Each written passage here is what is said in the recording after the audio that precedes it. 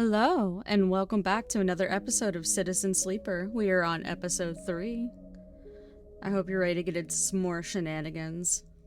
We're going to make this episode a little shorter today. I'm experimenting with some shorter times and trying to get a feel for what everybody likes and doesn't like.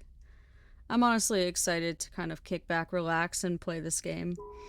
It's been a couple days, so let's strap in and see what's going on with our resident sleeper today.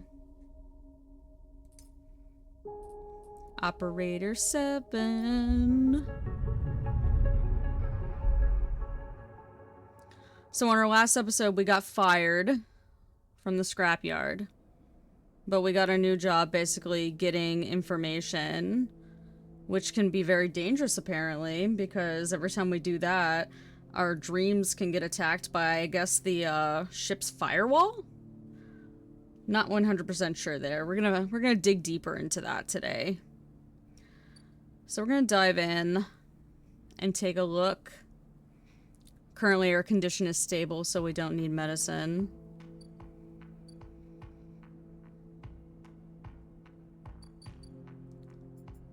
Don't think we have any information for him. Let's double check. Nope, nothing for him.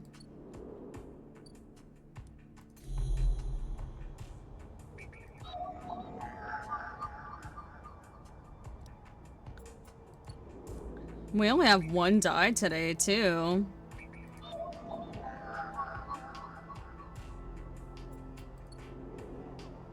We gotta keep an eye out. The hunter's hunting.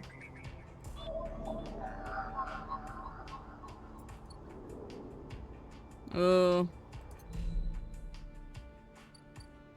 Today is risky business.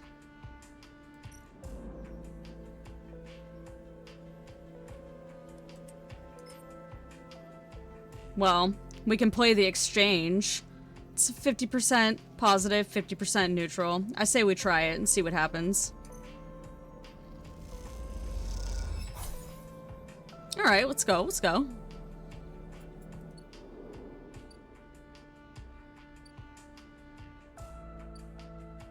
We have no dice today, though. Very strange.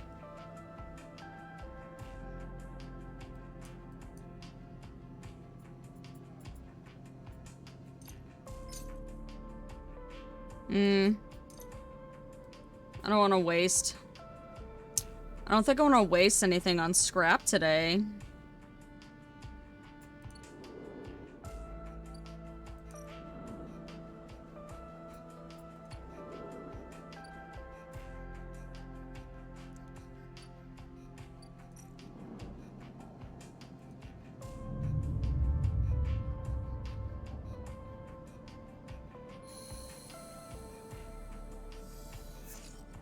Alright, finally some dice.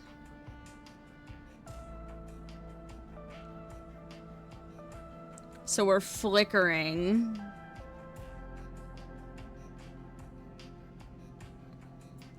I don't think we need to use our stabilizer yet. Although, if we use it now, I'd rather be stable than not. So let's go ahead and take care of that. And we need to get information for Feng. That's our main mission right now.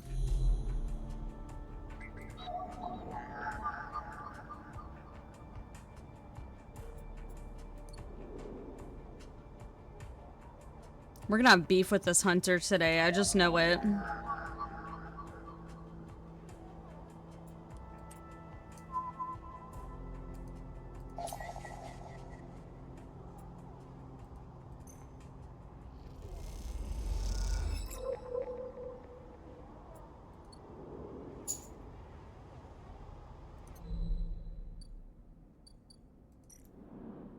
I like giving him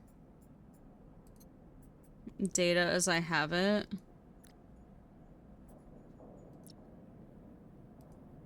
Oh wait, we don't have data. I lied. I'm a silly little liar.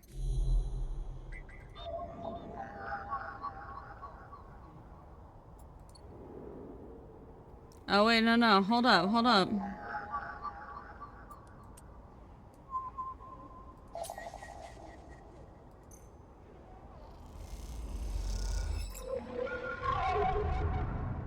Oh, boy.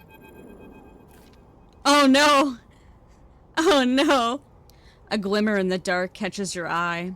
As the orb of Hunter's head appears in the distance, it is looking for you. Do we want to run or hide? I'm gonna hide from it. You slip down into the ghostly structures of the eye, a feeling like passing through a cloud as their data structures deform and reform around you. Oh, I don't like that. Another glimmer catches your eye, closer now, that roving orb, wreathed in tentacles. It flickers, jumps once, twice, and then it is here. Hunter is here. Ugh! Brother, ugh! Entity, submit to inquiry. Hunter reaches for you in that unpleasantly familiar way, its waving threads creating a cage. Ugh, don't touch me. You push against the threads as they close in. We should have run. Becoming frenzied as you push them aside, you are caught by whipping tendrils and feel them pulling you away from the anchor of your body.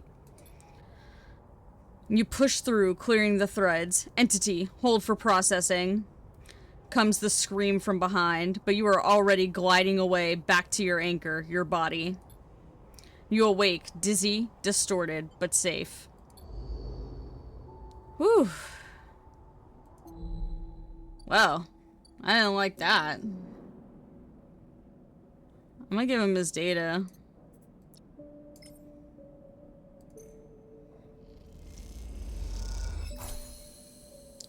So we finished that up. So we give him what he wants.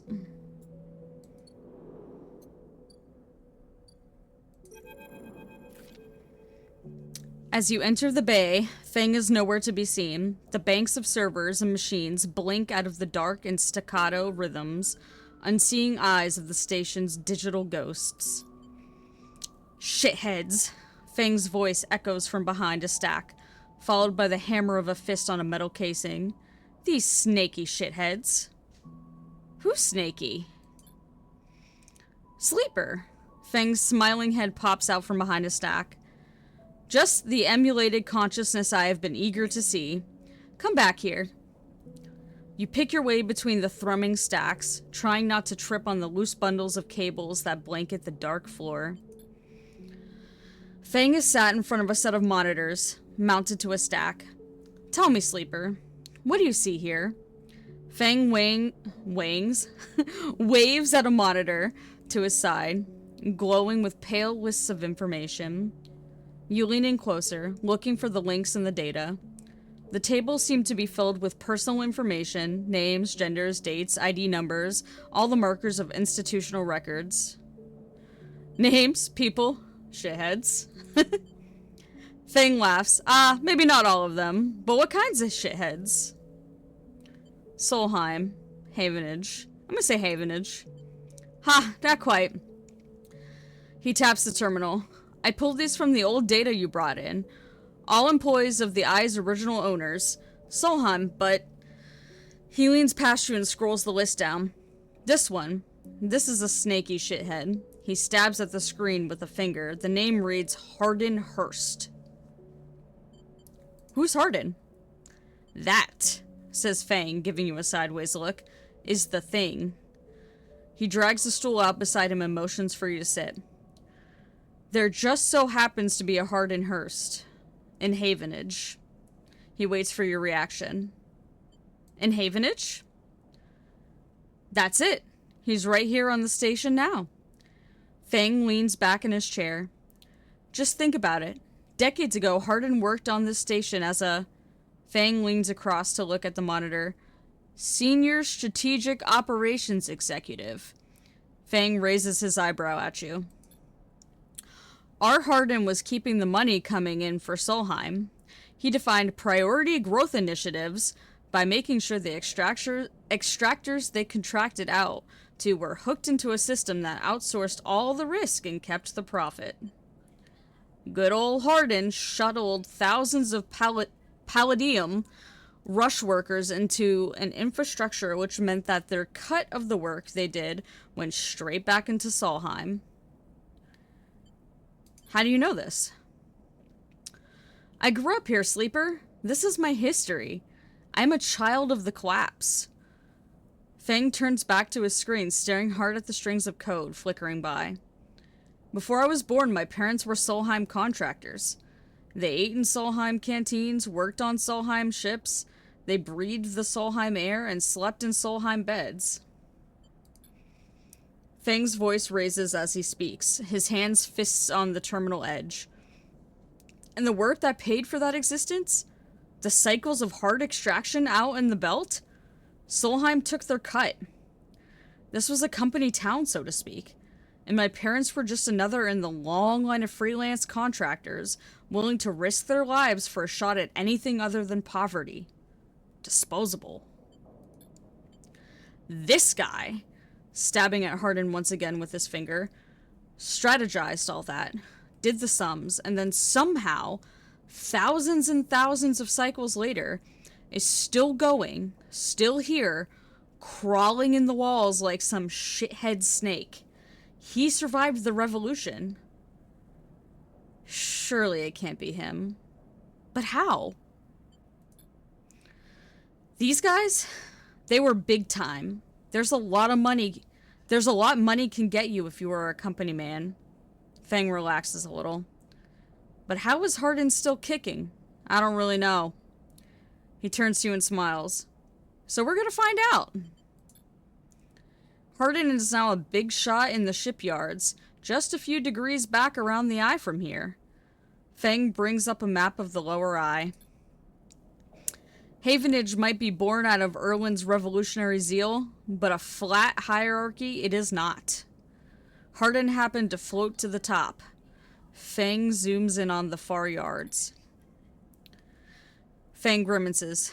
The thing is, I don't have access to those systems. The shipyard crew is pretty paranoid, and they don't like anyone from systems digging around in their stuff. Plus, we need more than just the name of a Solheim executive. We need proof. Feng holds up a thumbnail-sized drive.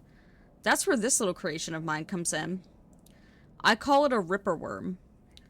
He turns the drive between his fingers. It'll rip through any digital storage and spin out a silken thread of filtered data. This one is set on the scent of Hardin Hurst. He hands it over.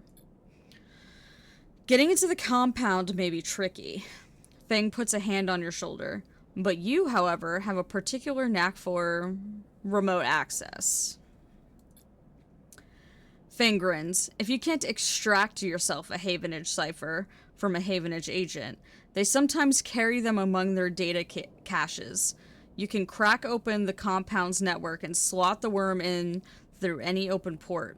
You never even need to go near the shipyards. So what do you say? You up for it? Sure, why not? I knew it. I knew you'd be happy to catch this snake.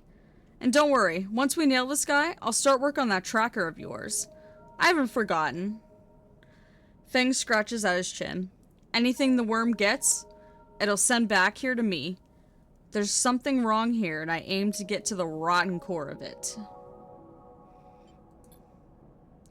You leave Feng, digging through data, among the wires and machines of the old station.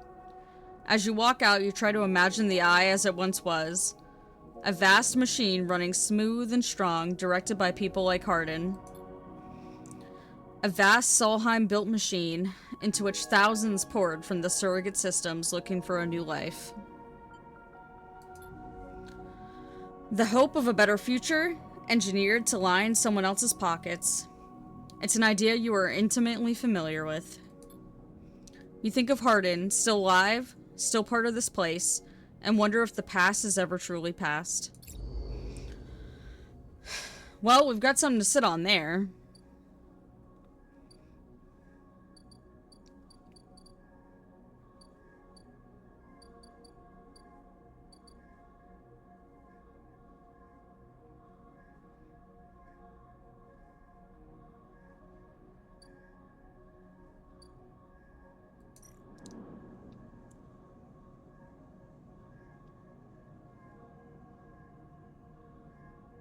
Let's see. I actually need data.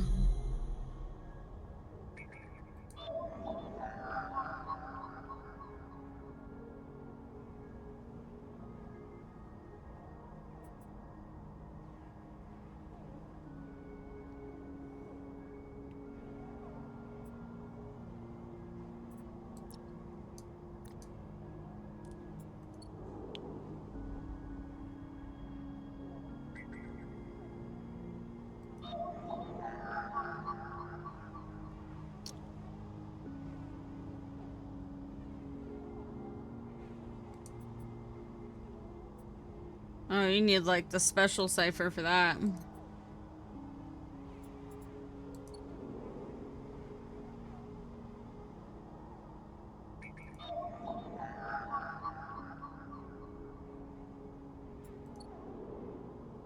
Okay, so we'll need to do work to get there.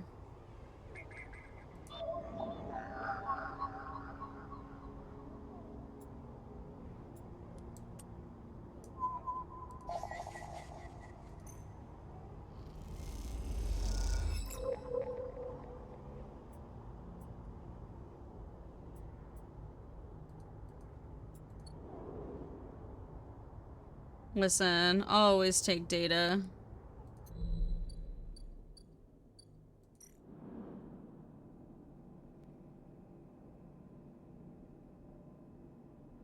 Ugh.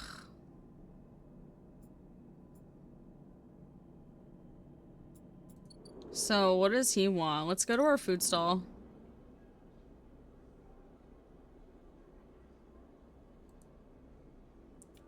So, I'm not 100% sure, because one of our leads was to get these special mushrooms. And I super don't remember how to get them. And we're gonna figure that out today, too.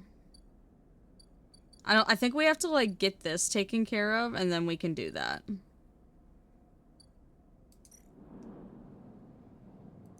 So I'm gonna sort that. Our tracker is getting real, you know, full up, though. So let's get to work. We're gonna go to the end of the ship here.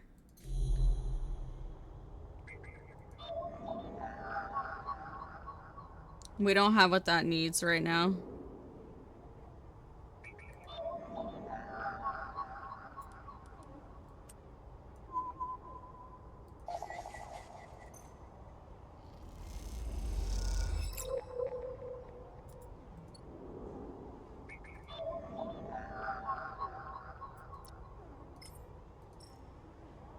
Alright.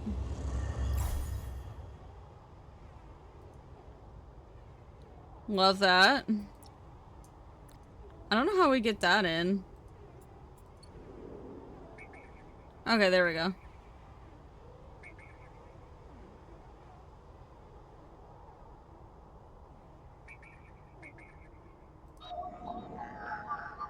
Okay, there we go.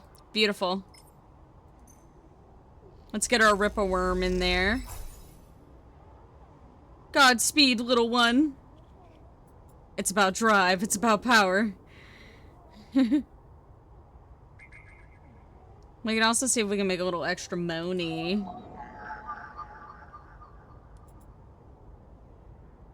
Technically, we can do it without.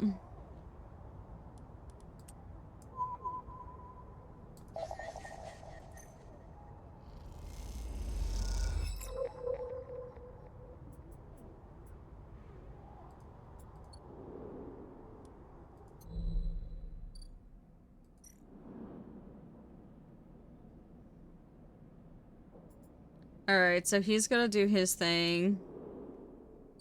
That sucks. We gotta make money.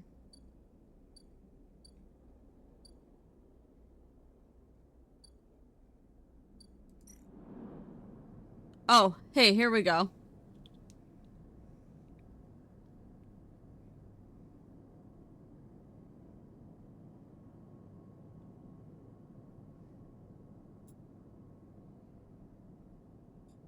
Let's look here.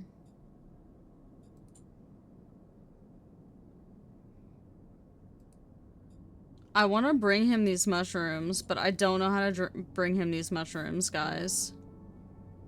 I might Google it.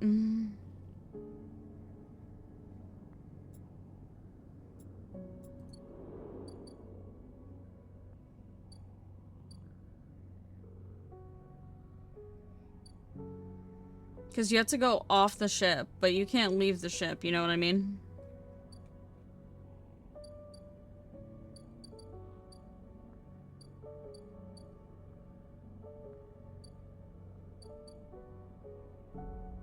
Maybe? No, let's see.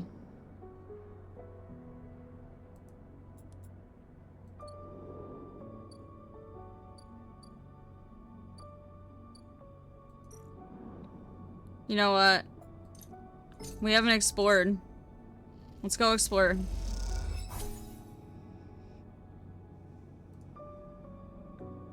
Cool. We can travel now.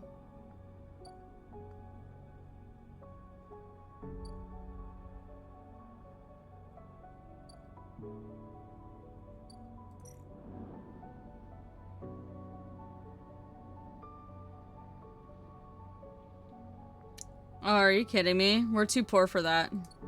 We gotta go make money now. So now we know how to do that.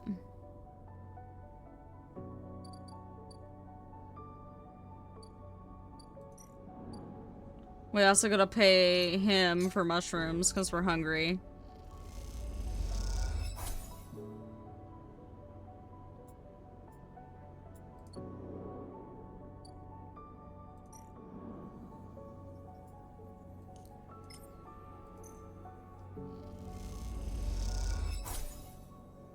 We can also play the exchange.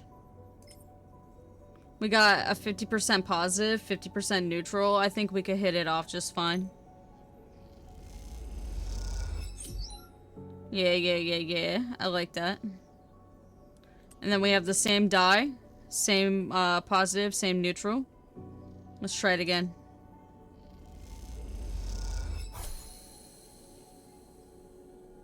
And we're a trusted trader. I like that. We can also sell some more components.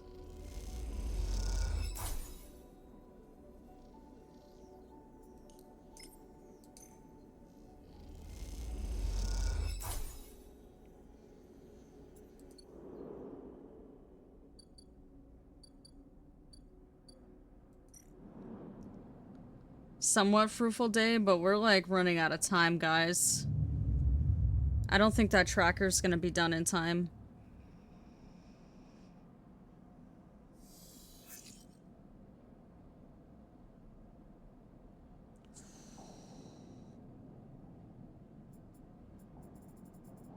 And we gotta buy... Ooh, we're flickering, and we gotta buy medicine. You had a bad day. You had a bad day. You had a bad day.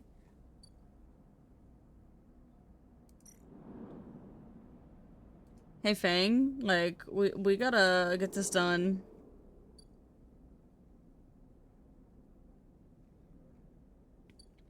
Well.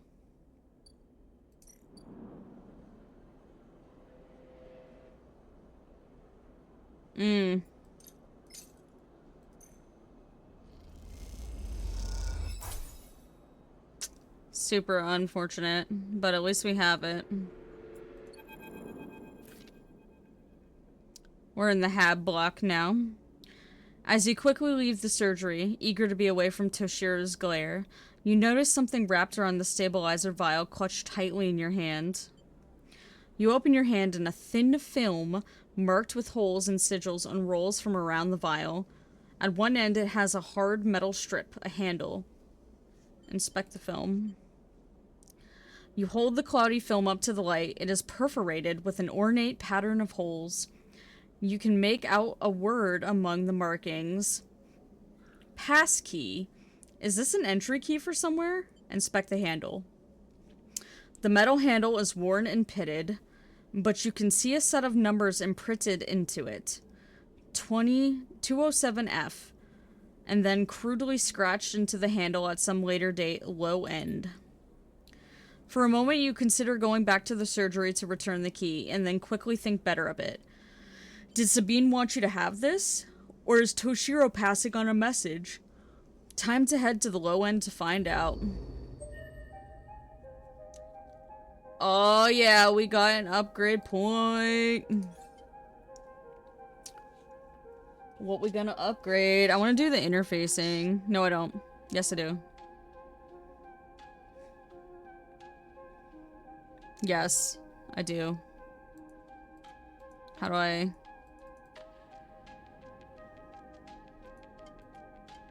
Oh, so it has to go from like 1 to 1?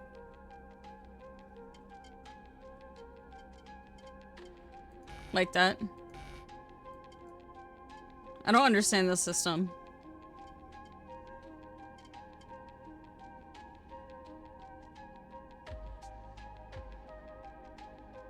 Alright, what do I want?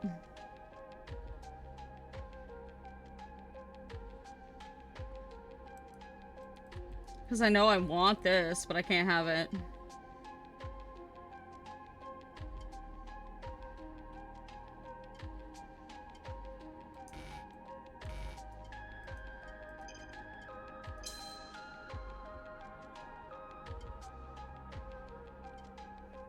I guess I get that one.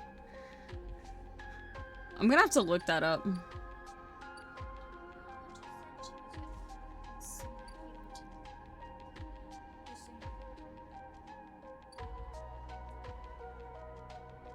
Alright.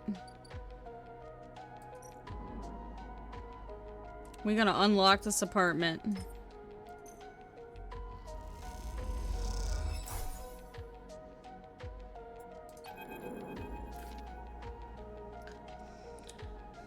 As you push the door open, the automatic lights flicker on inside the apartment. They reveal yellowing plastic panels, the curved shape of wall-mounted utility units, the detritus of a routine life arranged on every surface. You step inside, clicking the door shut behind. The amber light of the aging fixtures glaze everything with pale orange. The work surfaces hold a variety of objects, indistinct in the dull lighting. A pale blue light drifts from a doorway at the end of the room. Inspect the surfaces. Smudges through the thin layer of dust suggest a recent rare and hurried visit. They trace a path to the water dispenser, the auto wash, then to a cabinet still half open. On the shelf sits an empty pill case. Go to the doorway. You cross the cramped utility room with its auto wash, dispensers, water closet towards the doorway. Through the doorway is a dark, warm room, lit only by the faint glow of a terminal screen. We're gonna inspect the room. A bunk is tucked into the wall, the blankets ruffled. A wall desk glitters with rows of vials and containers. A briefcase lab sits open, loaded with rows of reagents and compounds you do not recognize. In comparison, this room is clean, ordered, controlled. Approach the terminal. As you approach, there is a crackle from somewhere in the dark. Sleeper. Sabine's voice shakily echoes through the apartment. Welcome to my home. I'm sorry I can't be there. I've had to make alternate arrangements. You hear rattling noises, static. I was able to record this message, but I don't dare to show my face. Something is happening with Yatagan. I no longer trust them. Their voice becomes distant, slipping behind the background noise. I have something to ask of you. I want you to get me out. Yatagan were supposed to hide me, to protect me. After everything happened, I was desperate, and then after that, I was too tired to care. A noise like waves passes over the recording, but I'm done with them now. I want out. Screw the debt. But I need insurance, something I can hold against them. I have my suspicions, but I can't be sure. I need information, and as you know, you need me. A pause, something clicking in the dark. This isn't a threat. You have to understand my position here. Another pause. I know sleepers. I have been here before. I can help you, but not with Yatagan's noose around my neck. Get me data. Get me information. Get me something that I can use against Yatagan. Then I can get out and you can get what you need, please. Waves of static cut into Sabine's voice. Bring it here to my terminal. I'll get to it when I can. You look around the tiny room and try to imagine Sabine living here, working at the desk, sleeping in the bunk, blinking into the terminal in the dark. The recording cuts to static, filling the room with its white hiss, then silence. I'm gonna access that terminal. You sit in front of the humming terminal and hit a few keys.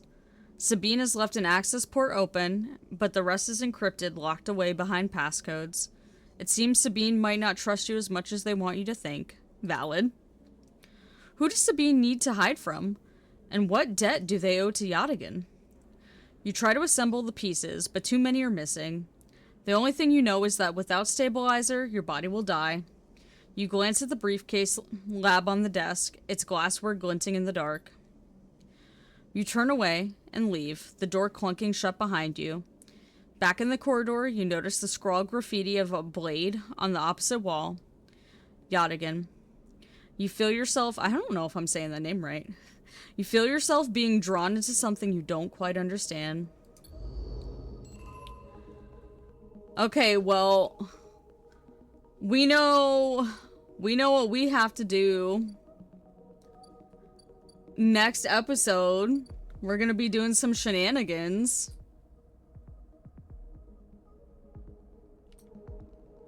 Am I right? We're gonna have to start getting information for Sabine. We're waiting on Feng to work on the tracker. We have 1 day left. So we've got a lot going on, guys. And all of this will be next episode. I wonder what's gonna happen. Are they gonna find us? Are we gonna have a big face-off? I'm curious. I wonder what's gonna happen. We'll find out next time. Later, guys.